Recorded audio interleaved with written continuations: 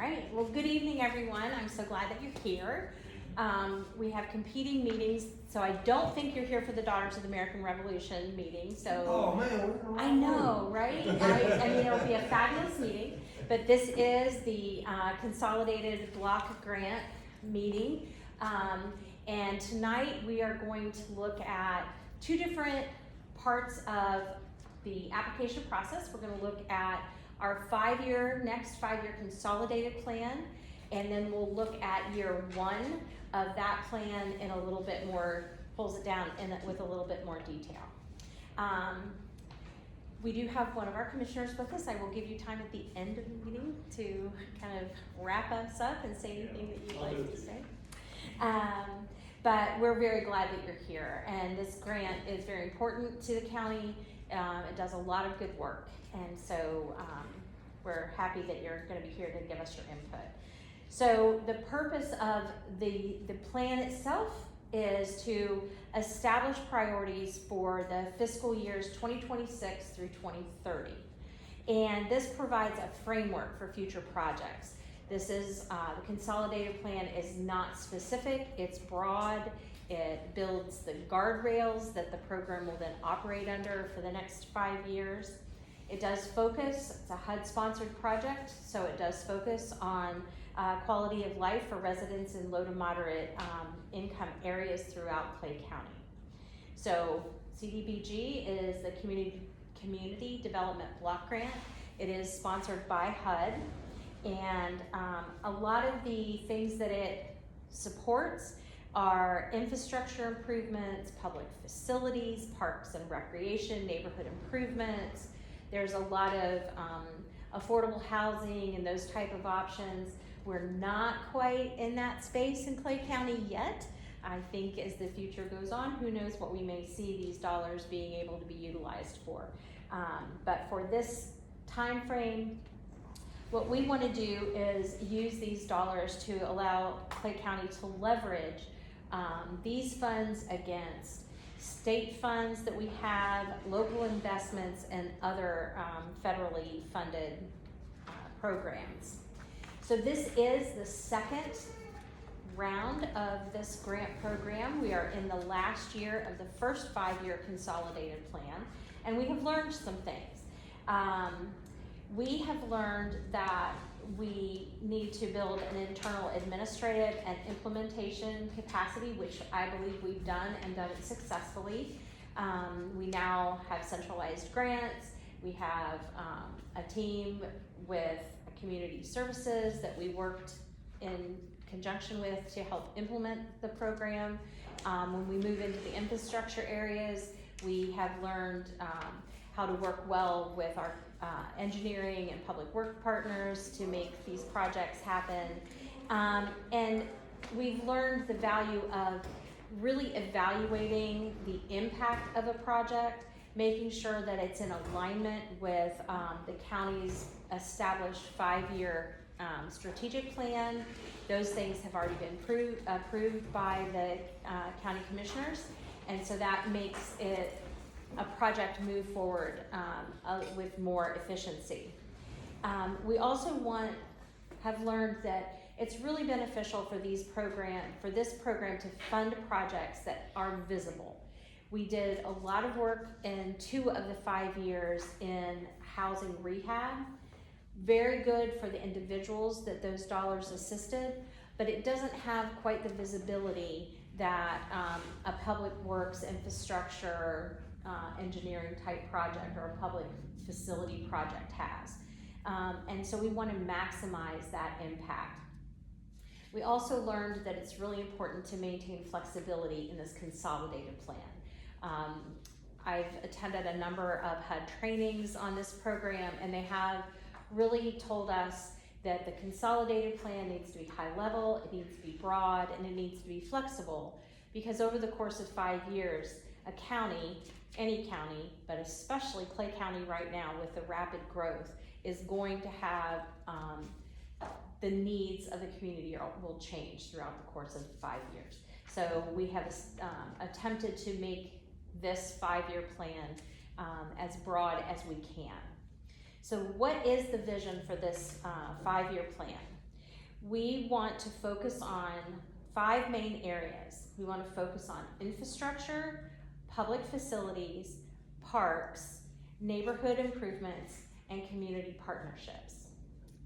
And you can see here, this is kind of a broad look at some percentages that we wanted to address and assign to these areas. And so we've looked at overall about 60% of the 5-year funding to infrastructure, 25% to parks and facilities, 10% to nonprofit community partnerships, and then 5% to administration, and that's flexible depending on what the needs are for the program. And those dollars can be moved around throughout the course of the 5 years if we need to do that. So we wanted to have a really balanced approach, and we wanted to look at both neighborhoods that had need and growing and developing areas. And we also wanted to make sure, one of the things we heard a lot during the course of the last 5 years was connectivity, safety, a lot more accessibility for pedestrians and bicyclists, and so we've really taken that to heart. In this last year of the current plan, we've done 6, we're in our 6th sidewalk project with the 7th one on the docket ready to go. So we really have taken that to heart. It improves the quality of life.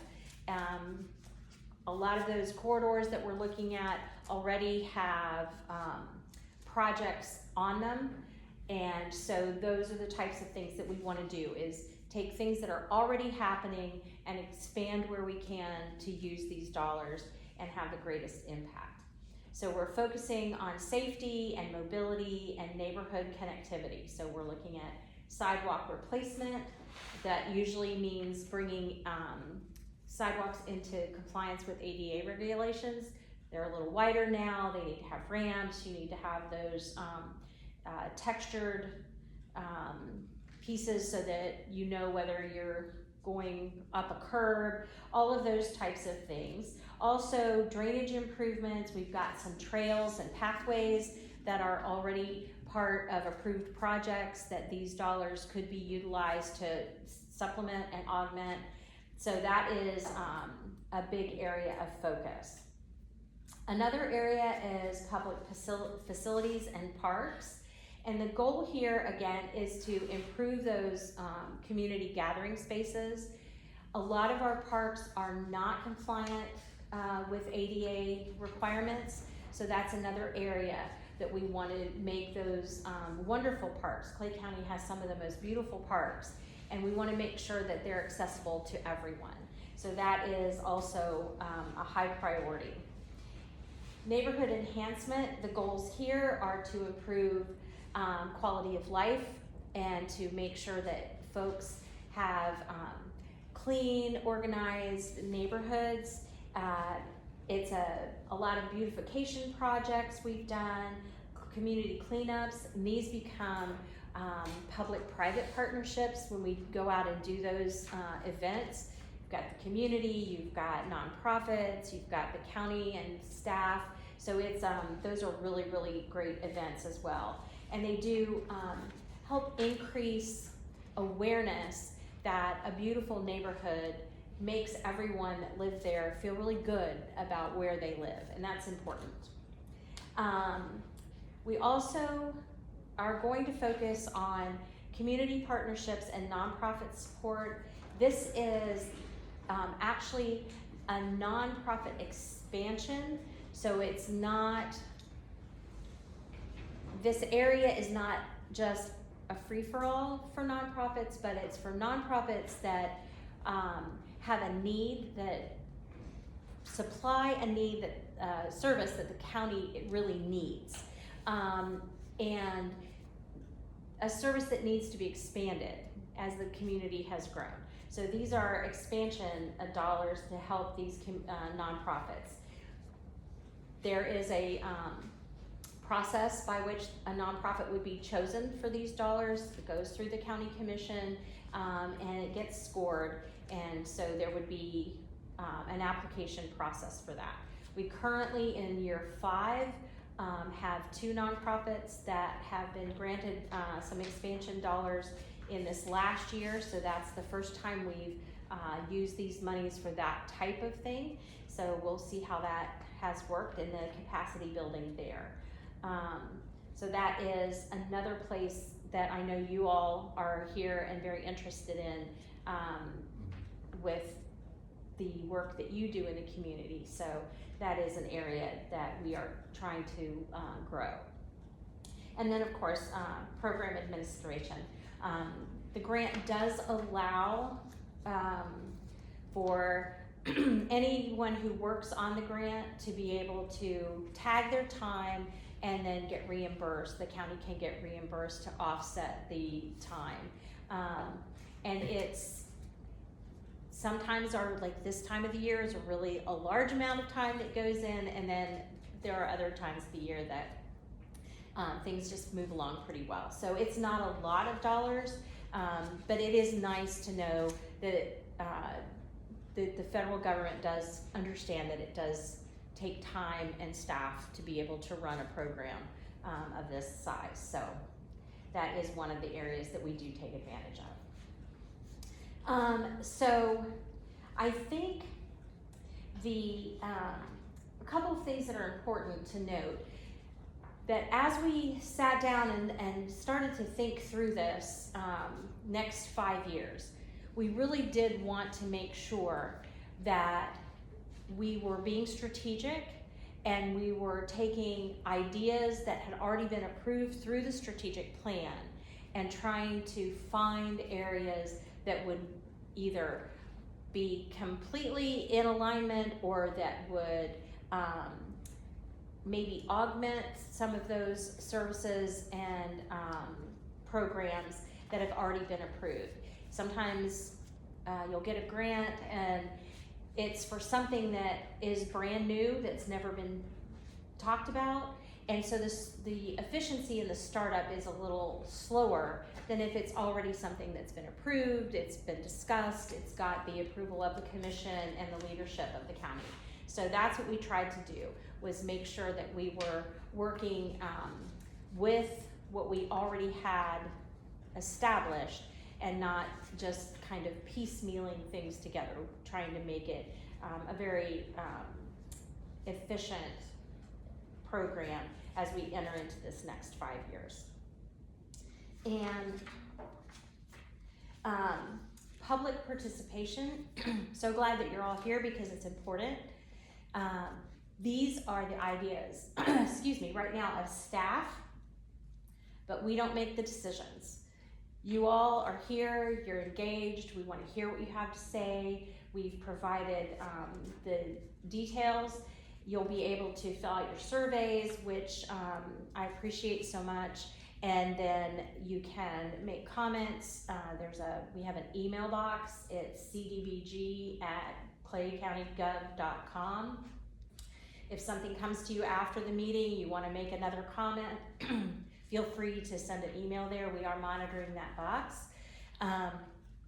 But all of the public comments, so we'll have 6 of these meetings, and all of the input from your comments and your suggestions and the surveys and what we get through email will all be put together, and we will have one formal public hearing in July, on the 14th of July.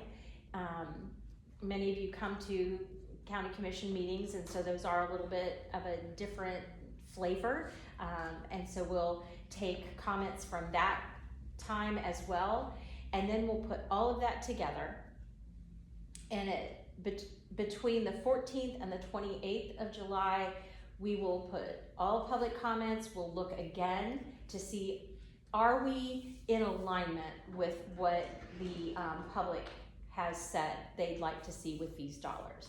And then if we need to make any changes, we can, and we'll send then to the board a final draft for approval on the 28th of July. So I think The one big thing that I just wanna make sure that you take away from, this portion is that this just is a framework and a plan. And it is flexible and it will flex throughout the course of the 5 years. So it may be that infrastructure is the focus in year 1, but the county's needs change in year 2, and we will have the flexibility to be able to move throughout these categories. Now, if we wanted to add something completely different because something that we hadn't even thought of comes up, that can happen. We would then need to go through this process again to do what's called a substantial amendment. It's basically a scope of work and a budget change. But again, it requires public input to be able to make a change of that nature. So we're not set in stone. I just want to make sure that is clear to everyone. So questions at this point, just kind of general questions, clarity, questions about anything related to the 5-year plan? No? Okay, good. Okay, so let's then look at what we could do in year 1. So in 2026, we have been given an estimated allocation amount of $1,057,772. And so these are the areas, again, these are our 4 main areas. And then here are what we're proposing for those dollars. So for infrastructure, we're looking at $634,663. For parks and facilities, $264,443. For nonprofit support, which does include those neighborhood cleanups, okay, so that's part of these dollars, $105,777, and then the administration at $52,889. But as you said, these can be adjusted. These can be adjusted. Yeah. So we can move dollars. So if we overshot administration, we can move those administration dollars into another area that we might see needs to have additional support. Again, that would need the approval of the commissioners to be able to do that, but we can make that adjustment as long as it's within these categories. There are some percentages. If it's not more than 25% of the total amount, we can do that without a public meeting cycle. But if it would be more than that 25% of the total, then we would have to get public input. Okay. So again, these objectives stay the same: accessibility, connectivity, public-private partnerships with nonprofits, and I think that the biggest takeaway over the course of this year is that we did want to make sure that we were trying to focus, again, from the public's comments and input that we've gotten over the course of the last few years, which was especially focused on accessibility, both in public spaces and in sidewalks and those types of things. So that was why the dollars for this first year are focused primarily on those infrastructure and specifically sidewalks. So what we've done is we've already provided, since we're doing sidewalks this year, a list of sidewalks that are in conjunction with current engineering projects, roads. 218 is an example. And there are areas of 218 that have gaps in sidewalk. There's areas of 218 that need to have sidewalk replaced. So that, as an example, we've put together, engineering and public works put together a list that's already been reviewed and approved by the county commissioners. So what that means is they're shovel ready, so to speak. We have to do some work on the grant side. We have to do environmental reviews or environmental assessments that have to go out. Again, they get posted, public can look at those for 30 days, HUD has to approve them, just to make sure that we're not disturbing, endangered animals, or we don't have tortoises that need to be relocated, anything like that in the areas that we might be doing any kind of dirt moving. But other than that, if we don't find any issues with that process, then we do have a list, so we can move with some speed in those projects, which is very nice to have. So that is kind of where we'll probably, we get these fundings and everything is in line, that's probably where we'll start. And then we can look at these other things and discuss more about public facilities, put together the plan for how nonprofits could apply for these dollars going into this new year and what that might look like. So. Can I ask a question on Yes, sir, of course. connectivity? Can you expand on that a little more and what that includes? Cause are you subsidizing carriers to install, or? No, I mean, when we're talking connectivity, we're mostly talking sidewalks. The ones that we've done this year were, a lot of them were in the Tanglewood area where there are schools, but no sidewalks. So we put in. The word has different meaning in different contexts. So Okay, that's one of the reasons yeah, I asked. so really we're talking about being able to get people, pedestrian traffic from point A to point B safely. And we do have a lot of areas in the county that currently don't have sidewalks. I guess in 23, 24, we did some paving projects because we have parts of the county that don't have paved roads. So we did some pretty large paving projects with these dollars in the last consolidated plan. So that's kind of what we're talking about when we're talking about connectivity in this context. Yeah, they did that paving project in my neighborhood off 215. Down in that neighborhood, which causes a lot more window breaks because they did that rock. They laid that rock with tar mix, and it just throws rocks up. So. Commissioner? I think all of your roads are paved, Commissioner. They really are. There's some dirt roads in my district too. The sidewalks I'll add a little color to this discussion. We know of some inadequacies, sidewalks, dirt roads, and things like that. Then there are some things that pop up that we never knew about. S. Brian Jennings, that school, they dismiss the kids out the back gate. And if you're aware of the busing plan for schools, it's 2 miles.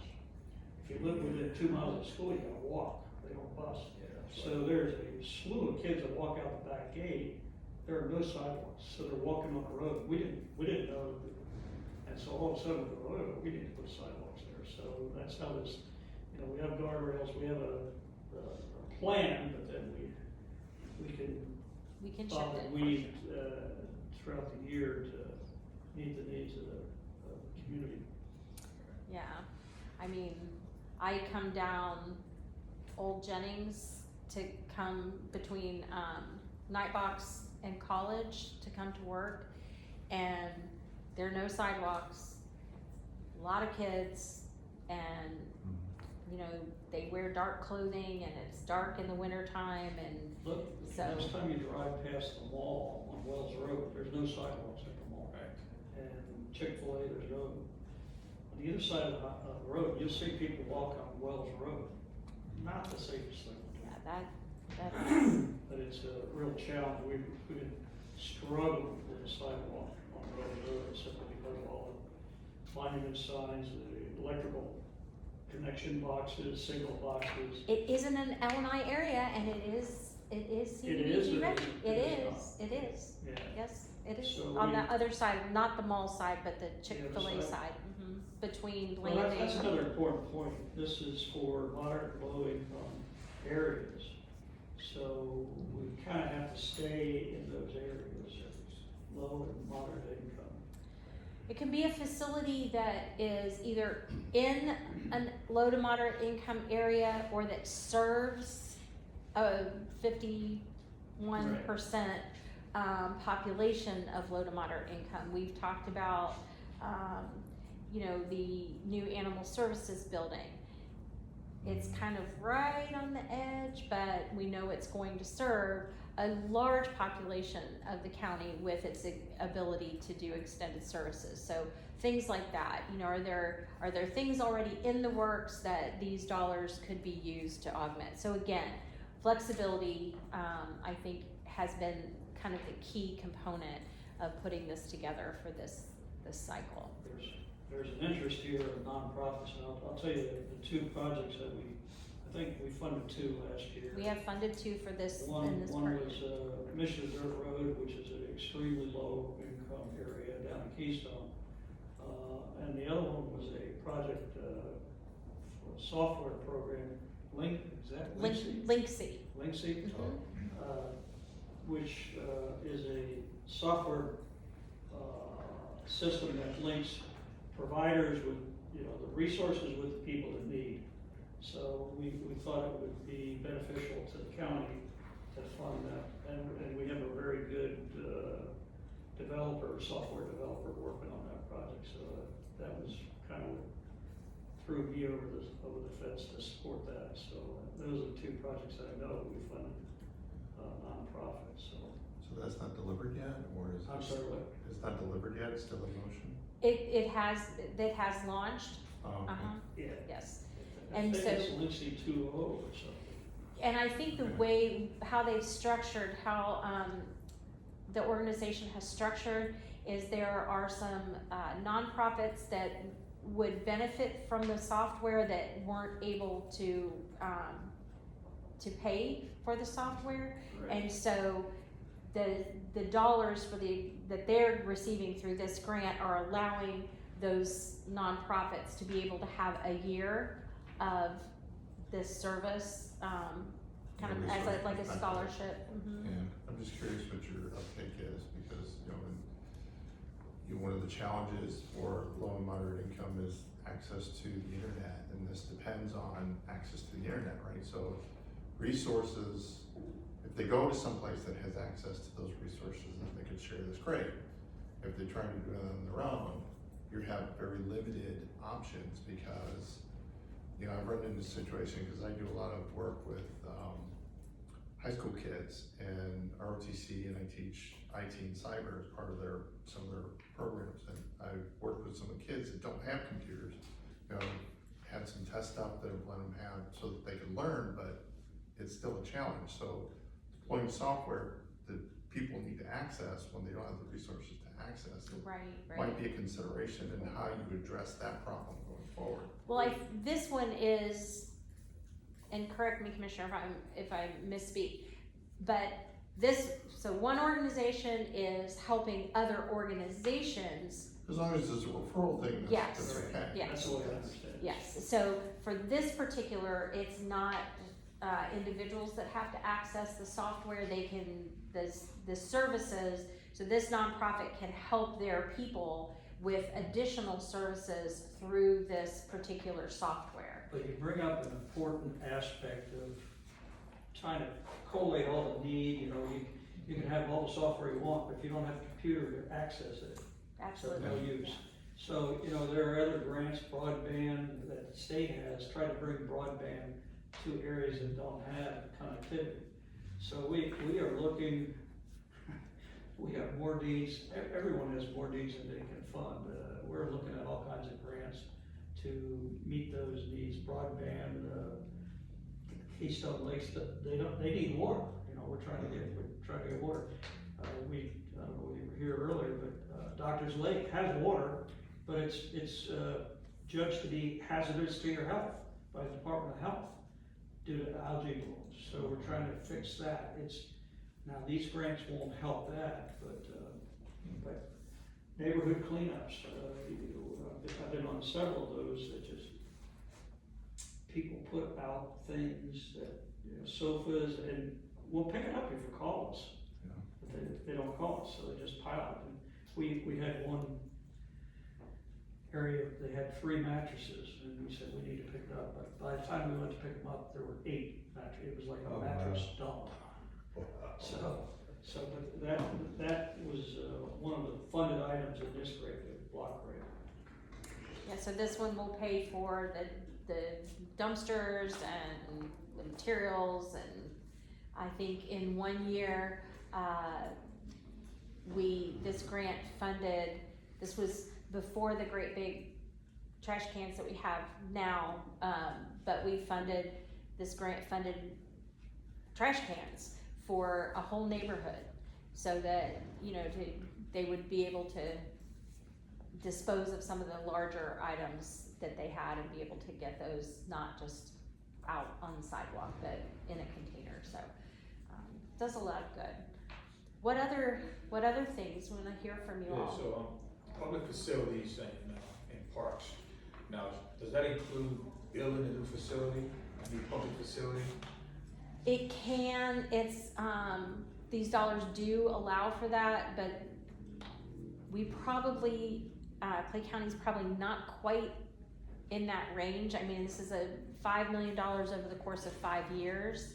So, I know this $1 million sounds like a lot, but when you're building a building, it's not a lot. But yes, I mean, larger counties, Jacksonville, and other do use these funds for some of those. They do have to be certain types of facilities that serve low to moderate income residents of the county. So there are a lot of guidelines around that. You can do facade upgrades. So say, I'm thinking, we have some streets like in Green Cove, right? If you wanted to do some upgrading of facade, those are some things that you could do to make a neighborhood or a streetscape more appealing. So those are some of the things. I think for the most part, we're probably thinking more about parks, being able to, allow people that have ambulatory challenges to more readily be able to get from their vehicle in a parking lot to the amenities of the park. Because in many cases, there isn't adequate stable walking. It's gravel or it's grass, those types of things. So we have looked at a number of different options. There are all kinds of very innovative ways to do that are not just concrete, and sidewalks. So things that are a little bit more movable. So there are things, but I think that's for where the county is right now and the needs that it has. I think that would probably be the primary focus, would be parks and making the parks more accessible. What does transportation fall under? Transportation is it is covered under this grant. It falls under a different area, and I know that transportation is a challenge in many parts of the county. I know we do have, we have the Clay County vans, public, and I know that there's a partnership with JTA. I don't know, how. You're on transportation. Yeah, I know, Transportation Disadvantage Committee, they have their own grants there too, that they apply for, they put out, so. It's not on here, but I'm not sure if it's on here or not, but I know they do have their own grant that they provide. So yes, that would be something that could certainly be, looked at and put into some research to see what that would look like under these dollars. Yeah, we definitely need transportation for veterans out in The rural areas. the rural areas. I I know, often when we've had these meetings, the, Keystone Heights area does bring up often that transportation is a challenge Mhm. for some of the folks that live in the more rural parts of the county, to Right. be able to get to the services that they need. So, definitely we'll make a note and Okay. make sure that that is something that we're looking at. Okay. Any other questions, comments? Has there been thoughts of earmarking any of these funds for veterans in Clay County? Because we have one of the highest percentages of veterans in the state of Florida, double the average, so 1 in 6. I don't know that it's been, at the front of the previous 5-year plan, but I can guarantee you, gentlemen, that it is at the front of the thinking for as we move forward, especially with this nonprofit support with the Veterans Council and the other organizations that support our veterans. And I appreciate the fact that you're all here to support that, because we do have a very large veteran population in the county. And in our meeting, you can watch this. I think you should be able to hear it, but there was a conversation about how some of these dollars could help expand the services, and maybe provide even a centralized location. That was one of the things that was discussed at the last meeting, was being able to have a centralized location that veteran services could be housed, and something large enough that many different types of veteran services could be housed in one place, so the veterans could have one place to be able to come and receive a variety of different services. So that was that we didn't make that notation. And I know we have, the county has VSOs right now. We only have a couple, and they can only do as much as they can do. We share office space with them, and I can say from firsthand experience that the volume of service that they've provided in the last 2 years or so has increased exponentially over what it was when I first joined the county. So they do good work. I know that it's limited mostly to claims and more specific type service, but I think we're making strides in that area. Are they planning on hiring more again, now that Richard's left? I don't think so. We're kind of, we plan for the future, and the future is really clouded right now with this property tax proposal. It's going to hurt. Some of the bigger cities, it's not going to hurt too bad, but it's going to hurt us pretty bad. It's going to do away with probably 20 out of the 67 counties. It's predicted to do away with 100 of the 400 cities. When I say do away with them, they won't be able to govern themselves independently anymore.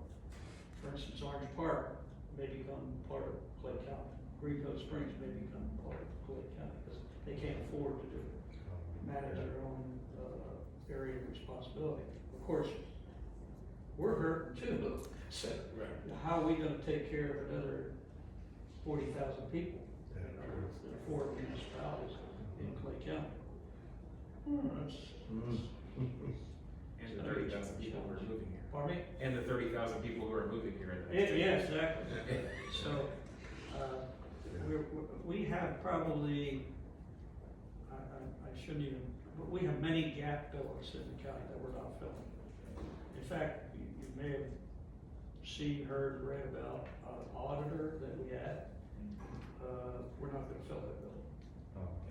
Okay, it's just, with the uncertainty of the future, it's not gonna do it. Which makes organizations like the Clay County Veterans Council even more important as county Well, resources drop off.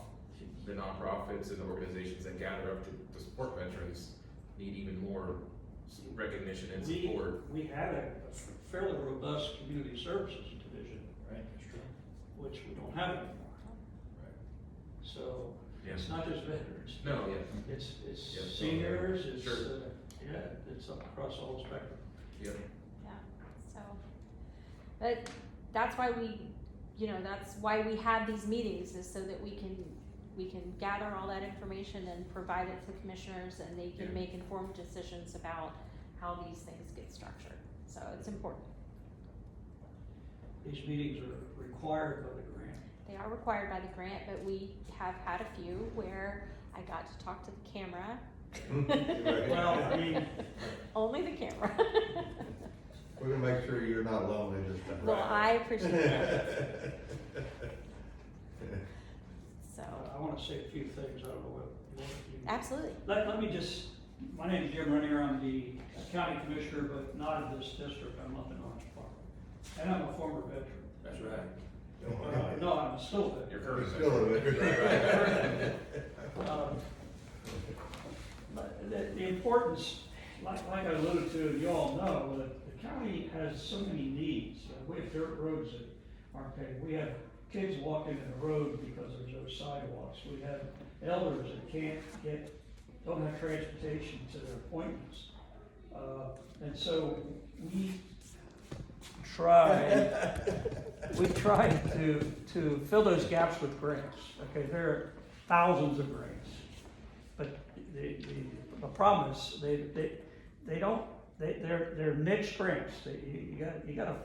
You gotta meet their needs, the funders' needs, or they're not gonna give you the money. This is a kind of a unique grant. It's a block grant. There are probably 12 different Department of HUD department block grants. One of them's TAC DR, disaster relief.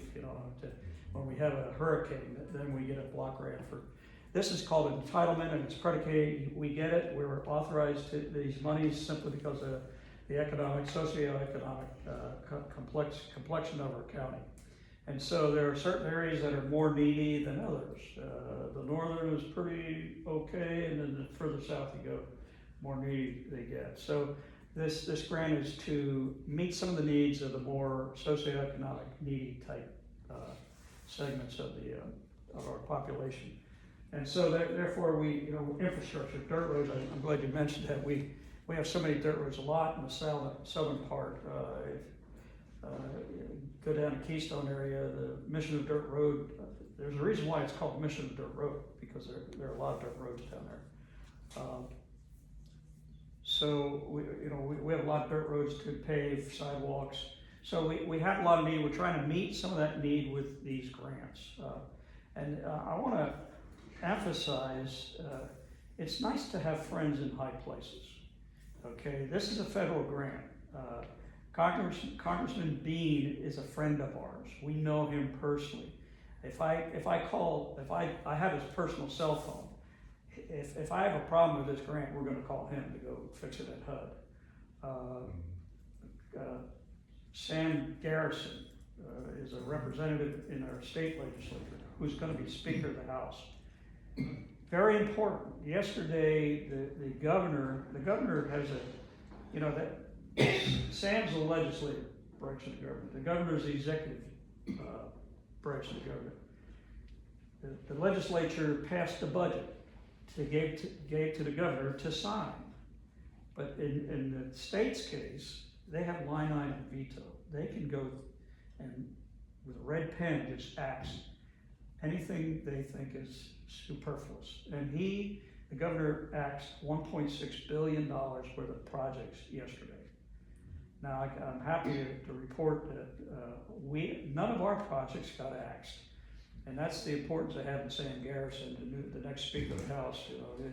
They kind of hand in glove type stuff. Now we did lose, I think it was $250,000 building or renovation of building at the fairground. We did lose that. But I want to just so everybody understands, it's 5%. You want to be paid, right?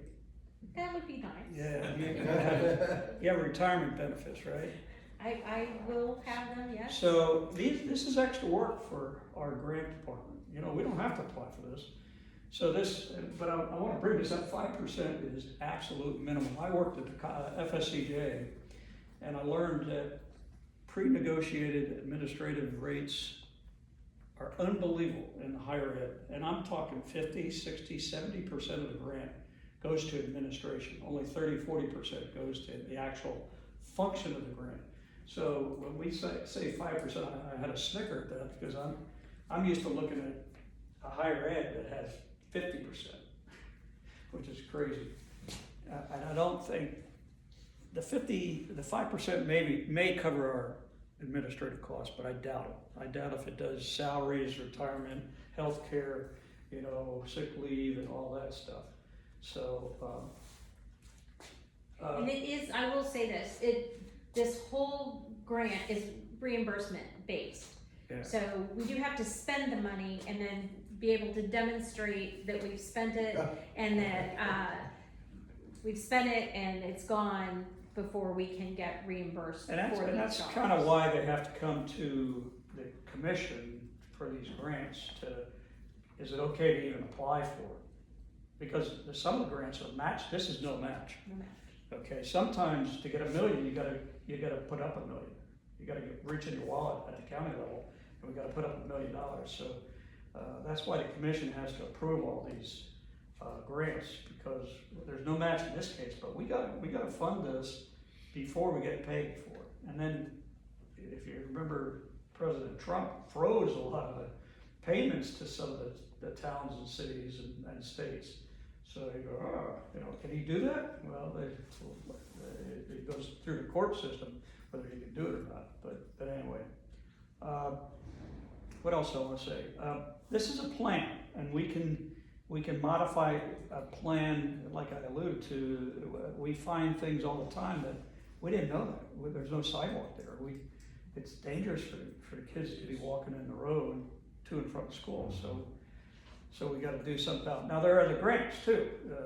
Safe Streets for All is another, that's a Department of Transportation grant, I think. It is. So there, you have Health Department, HUD Department, you got transportation, you got all kinds of grants from federal, and then they flow through to the state. Environmental grant, we're looking at a grant for algae cleanup in Doctor's Lake, and that's a DEP, and I think the money is flow through from EPA. I'm not sure, but there's all kinds of grants, all kinds of needs in the county. And we have a couple veterans here today, like we alluded to. There is a significant number of veteran population in Clay County, one of the highest in the state. So, and we certainly aren't rich with resources, okay? So this is maybe a solution for something a need we have in the county here, so. Does anybody have any questions for me?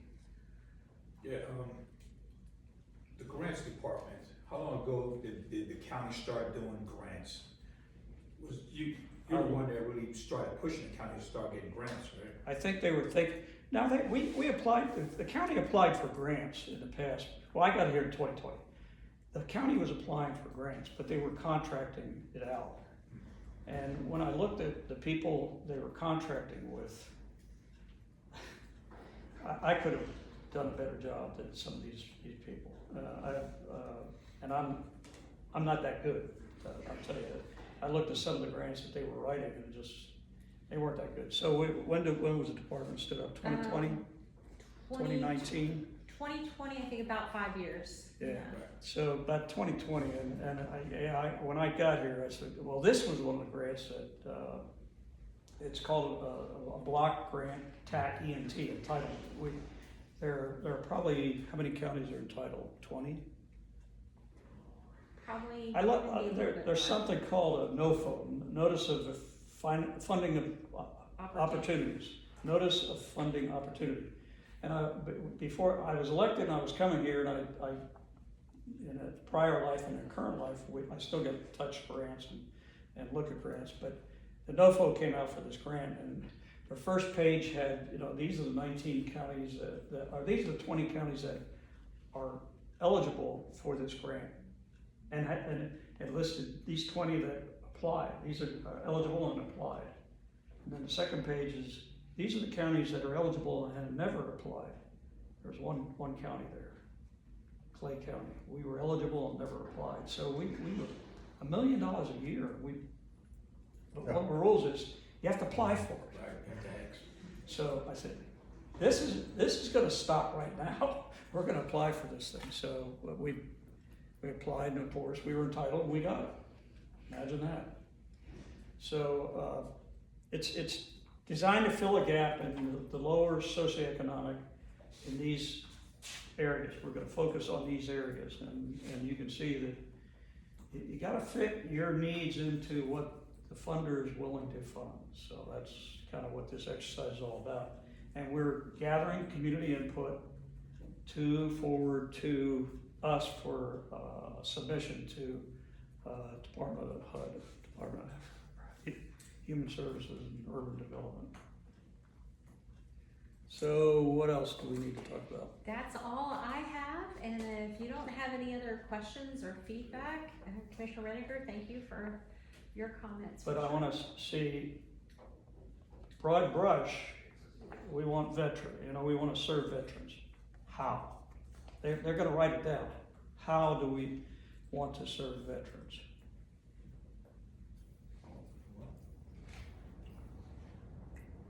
We want to make resources accessible and increase education among veterans about how to get resources.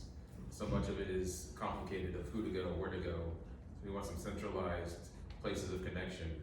A veteran knows in the county, in Clay County, you go to this place, you call this number, this is how you get help as a veteran. These are the services that are available. There's how many dozens of veterans-focused nonprofits in Clay County that most veterans have never heard of. I run into veterans all the time and say, I want to volunteer. Where can I volunteer my time to help veterans? They don't know. It's not out there. So I think one of the needs should be education, centralized sources of a resource. This is what you do to get help in Clay County for a veteran. It needs to be knowledgeable but not hidden like it is now. The one-stop shop, Yeah, one stop. like a vet center. One of the trigger words you mentioned is knowledgeable. Is it a static situation? Yes. Veteran services, it's static? It changes all the time. Sure, sure. It changes all the time, so you really need to stay on the step to, properly serve the veterans, because there's new laws that are passed, Richard Starr Act, it hasn't passed yet, but, there's, the Agent Orange, that's just, acknowledging Agent Orange as a hazard within the last 2, maybe 3 years. Yeah, the expansion of the PACT Act, PACT the Elizabeth Dole Act is getting passed. So Yeah, there's a lot it's always changing, but Right. people don't know where to go for that information. Now, some people know about the VSOs, but as has already been stated, those guys were overwhelmed with Rich there, and now Now they're we're more saying overwhelmed without Rich. It's a 3-month wait to get an appointment. And For what? It could be months waiting to get an appointment. the Middleburg VA, which I know is federal, is a 6-month wait to get a new vet to see a doctor at the Middleburg VA. So people are leaving Clay County to get treatment. For vets, you gotta go NAS Jacks, you gotta go Jefferson Street or 1 North. it's through operations like this, or meetings like this, that we got the VA clinic in Right. Middleburg. Yep. And that was tapping on Congress's doorstep too, so. We might need to tap again because they're so short on providers there that they cannot meet the need that's happening in Clay County for the vets who are here. Their vets are leaving Clay County to get services other places because it's overwhelmed, the Clay County VA there. A new vet who goes is 6 months to see a doctor. So they gotta go to Gainesville, they gotta go somewhere else. So we're heavily populated with vets, but as we know, under-resourced for vets. And as I mentioned earlier about the transportation, that's another big area that we need to look at. But there's got no transportation for veterans in these rural areas to get to the VA appointments. But those are all things that, a Center for Veterans would be able to facilitate with volunteers, come in and do some driving to pick up veterans that's in the rural areas. I went to, Marine Corps League had a meeting Saturday morning at 09. And the meeting was, they have a location right now that they were almost given at a very reasonable price. They was given at a reasonable price, where they do their meetings. And, new owner, so that means, of course, with a new owner for the building, prices go up. So the owner is going to charge us a natural bump in the amount of rent they have to pay. So now, an organization like that, that's doing towards Tots, doing great things in the community with towards Tots. Now they're looking at, okay, we're gonna have to move because we just can't afford this location anymore. So a Center for Veterans will be a hub where organizations like the Marine Corps League that doesn't have a permanent location can have a location there where they can do towards the Tots and support the community and social, economic, locations within the county as they do. So a veterans center would, definitely be A bigger better, so. a bigger veterans center. Yes, will definitely be a location that we Well, permanent. Permanent, yeah, we definitely not permanent right now. Right, permanent. It would definitely be a place that we can serve a large community within Clayton County. To get the ones that's out there in the rural areas, bring them out to, spend some time with other veterans, to prevent, social isolations that's a huge impact in our community right now. Right now, we're looking for change under the rugs. But I think it goes beyond that, right? So we haven't talked about, military spouses and families, surviving spouses. Those are all part of the military community too, and they are eligible for benefits under VA and other programs that don't have access to the resources because they don't know. I was in the vet center not too long ago when we came in, was trying to understand how her college age kid, they were, spouse was deceased, could get benefits.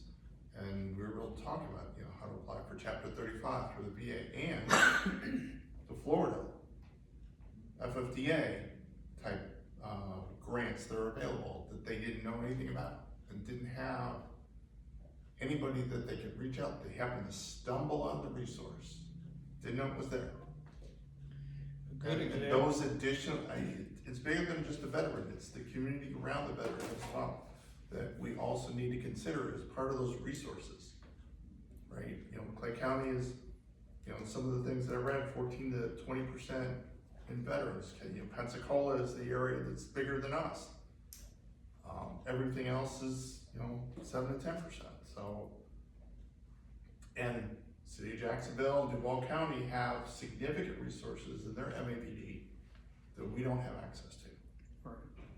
They're building a very large veterans center. They are. A good example is an individual, I won't use his real name, but Woody is a good example of the service that we could provide if people would know more about us. And I'm for the rest of you, well, 2 of you know Woody, but I'm going to tell you he was on the edge before he found veteran services in Clay County. He's on the edge of not living, and this gave him a reason to live, I think, and I think he's doing fine now. I think He's doing great now. He's doing great. But that's that social isolation helps Yeah, you he's- first. He just didn't have anything to live for until he found friends. Shut up. Veterans is another, homeless veterans is an issue. It's undetermined how big it is, right? Last data that's reported is from 2019, right? So not even keeping up with the current data, and we've expanded considerably since then, right? And a lot of the data's lumped in with Jacksonville and some of the other areas, so you can't really discriminate Clay County versus some of the other ones, right? But that tends to be a problem. But when you look at some of the organizations that come to the Vets Council and things like that provide those services that aren't being shared with some of the other ones, Operation Lifeline, for example, who is headquartered out of Clay County, right? All the jobs they're doing and work in St. Johns County, not being, if you weren't aware of that program, you may not find it. right? So a resource clearinghouse that would be a central vets, area or building or location or whatever you wanna call it, would be able to, be known in the community and be that kind of broker. Yeah. A lot of people think veterans and they think of someone getting a full retirement, but there's a lot of veterans who fall into that low to moderate income because they're not getting a retirement. They're living in poverty. They're living, day to day without the funds and support that they need out there. So many of them fall into that low to moderate income as well. They've worked in the low and moderate income their whole Yeah. life. Yeah. Somehow, the employment resources continue to be a problem, right? That's why you saw, not last year, but the year before, pending, activation last year, were all the changes to SkillBridge, because veterans were going to SkillBridge programs, weren't being hired, and were going on unemployment, which taxed the states that they were on. That's why you saw all those things that, if you wanna participate in DoD SkillBridge, you have to hire at least 3/4 to 80% of the people that you put through the program, right? Organizations, especially training organizations, they were taking the money and running, and nobody was getting hired, which is why people, there were a lot of gaps. SkillBridge is a great program when you can get it. There's a lot of interesting ones out there, but, even that, if you are depending on a program and you don't get hired, and this is a really sucky job market right now, right? Transitioning from the veteran community into the civilian market is tough if you don't have the ability to go into a SkillBridge internship or relationships like that, right? Those resources need to be made available. Yeah, there's a lot of issues with veterans, the transition from military service to civilian service, if you're load bombs on airplanes, there isn't much of a point. Yeah. You should know. United Airlines does not hire for that position. You run the reactors on the carrier, there's not too many nuclear power plants in Clay County. No, So but anyway, I'll tell you, I found this out just because one of the organizations that, who hires a lot of Navy nukes? Facilities organizations that have a lot of, self-contained, power generation. Oh, yeah. And, like Disney is a huge, I talked to the guy at Disney, Fred, comes up all the time to talk to IBMF. They love the nukes Oh, that yeah. are getting out. Reactor only creates heat, and the heat, you can Yeah. use anything to create heat, gas, oil, coal, but the rest is steam, and turbines, and electricity, and power, so anyway. So anyway, we appreciate your input, and they'll collate it and We publish appreciate it. your support too, Commissioner. Definitely, Yep. always. Thank you. Thank you. Thank you for coming. I might see some of you at the next meeting, which we're gonna Yep. take a little break over the July 4th holiday. The next meeting will be on Tuesday, the 7th of July at Orange Park Library. Same time, 6 o'clock. All right, we'll be here. Thank you. Right, thank you. Good.